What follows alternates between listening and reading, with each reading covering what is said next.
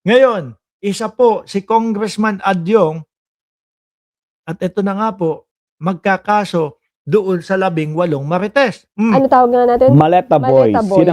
Ayan, Maleta Boys. sa Marikina, sino dito mga taga Marikina, taga Antipolo? Alam niyo ibig sabihin ng maleta, no? Ang leta mo naman eh, no? Aanga-anga. O yun, sakto nga din sa kanila. Yung tawag na Maleta Boys, no? Aanga-anga. Bakit po? Putik na yan. Halos karamihan ng kanilang sinabi, sumablay po. Halos karamihan ng kanilang sinabi, nabuko ho, mga kababayan. Biruin mo, saktong-sakto nga, maleta sila. O game, pakinggan nyo po ang pagkakaso ni Congressman Adyong. Partner, mula sa COMELEC, lipat po tayo sa House of Representatives dahil may ilang mga pinangalanan po. Yung mga, ano tawag nga natin? Maleta Boys. Sinang sinabi Maleta Boys. Mga maleta.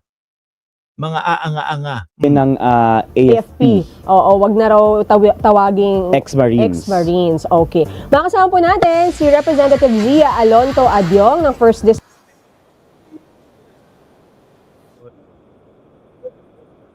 Ayan. Kala ko may tugtog game. ng Lanao del Sur at tagapagsalita rin po ng House. Sandali. Hihinto lang po tayo ng konti. Dahil ito po, kanina pa po gusto magpa-shoutout nito. Si Abing Sulit, 1629. Oh, shoutout sa iyo, Abing Sulit. Okay? Impeachment ng House Prosecutors ito, di ba? Yes. Ng House Impeachment Trial. Good morning po, Kong Zia. Welcome po sa Anong Ganap. Hi Kong, good morning. Good morning po. Good morning po, Ma'am Victoria. Good morning, Sir Christian. Good morning po sa inyong mga tagapakinig at taga-subaybay niyong programa. Maraming salamat. Diray mo na. Oh, kaso na agad. Na may lamang limpak na pera. Yes. In fact, napag-usapan na namin to with my lawyer. So, probably in the coming days, no? Ayan, yan yung mga marites. 1, 2, 3. Yung iba, mga mukhang kargador naman talaga. Tayo kasi matagal na actually ito na lumabas, di ba? Sa mga Ito, lalo na yung isa, yung nasa gitna Kala mo, tambay lang few months ago. Pero ito na kasi medyo, medyo in-elevate na yung issue na ito sa Senado na alam naman natin, lahat ako, to be honest.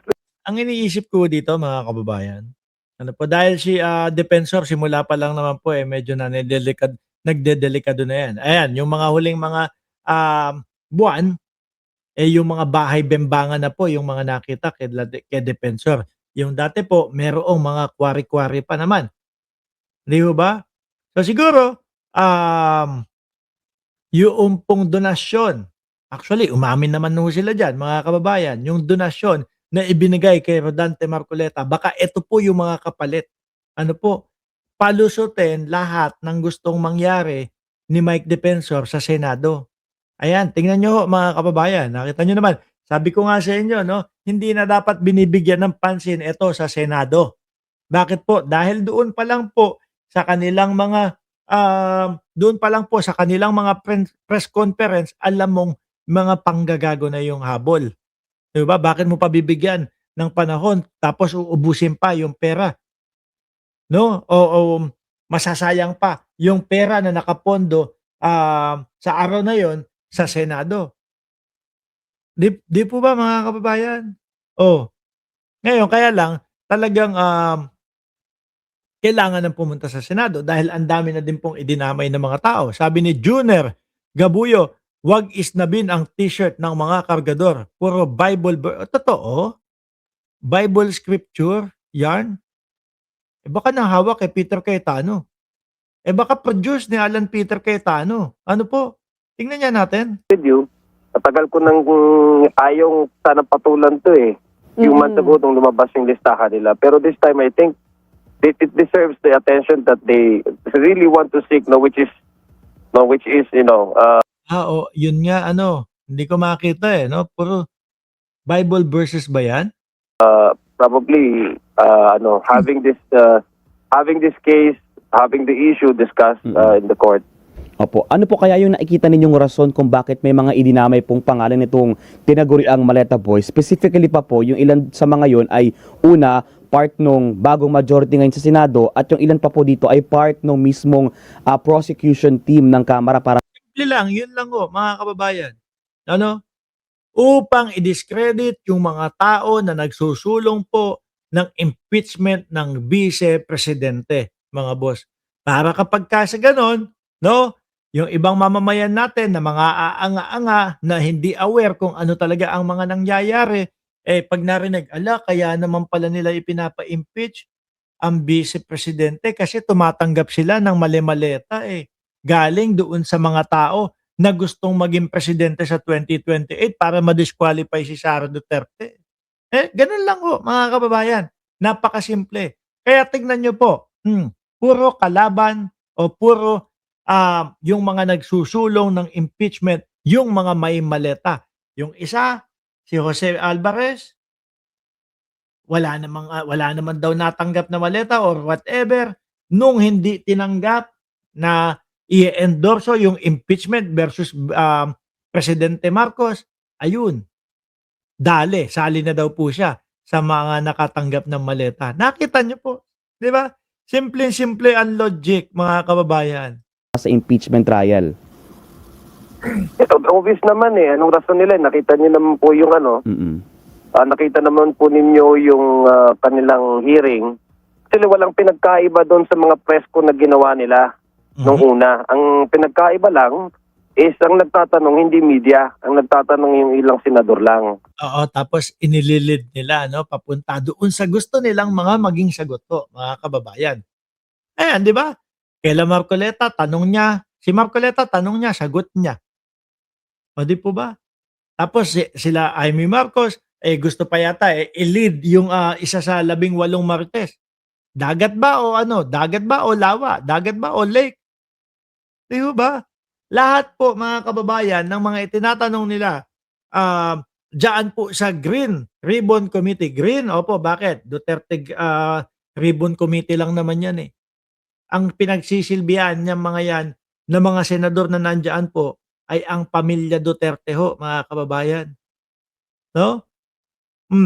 Puro nililid nila, puro inaano nila. Yung mga tanong dyan, puro magagaan. Di ba? Kaya nga subukan nila nitong 18 marites na pumunta ho, mga kababayan, mga boss chief sir, doon po sa totoong Blue Ribbon Committee at magkaalaman. Dahil ako po naniniwala na kapag talagang alam mo ang katotohanan, no? Kahit pa sino ang kaharap mo, kahit pa ikut-ikutin ka pa ng kaharap mo ng mga tanong, lalabas at lalabas yung katotohanan na alam mo. 'Di ba? Sabi ni JSA 4476, parang mga grade 1 na tinuturuan. Sabi, di ba, mga kababayan? Kaya nga sabi ko, anak ng tinapa itong mga ito. Sablay na nga kay Orly Gotesa, nag-iisang tao pa yon. Ginawa pang 18, no? Ayan, hindi ho makapagsalita talaga. Dahil kapag ka nagsalita, iba-iba ang mga sasabihin. Kaya baligod yung pinaka nagsasalita lang sa kanila. Tapos eto, may 17 pa. Tapos may 7 pa. Ang putik na yan. Tinatambakan tayo ni Mike Defensor ng mga bugok no? Tama, kahit sino ang magtanong at kahit sino ang magtanong kapag totoo, hindi sasablay ang sagot. Pero takot po sila. Uy, nandito si Brother Sloof, shoutout sa iyo. Pa-shoutout naman kahit ngayon lang ako nakasabay sa live mo na busy sa work pero laging nakikinig sa update and upload. Salamat, sir. Tuloy natin. So, talaga siya? Intended talaga siya para, parang i-distract yung tao, iligis yung usapan, sirain yung credibility ng mga ilan na mga membro ng prosecution. Actually, hindi lang prosecution, lahat ng mga na hindi nagpaparot ng naratibo ng kanilang grupo. Ibig sabihin, yung mga critical sa mga kay Vice President Sara, kasama na doon sa listahan. So kung papapansin nyo, yung hearing na yun, nang nakatanggap ng maleta.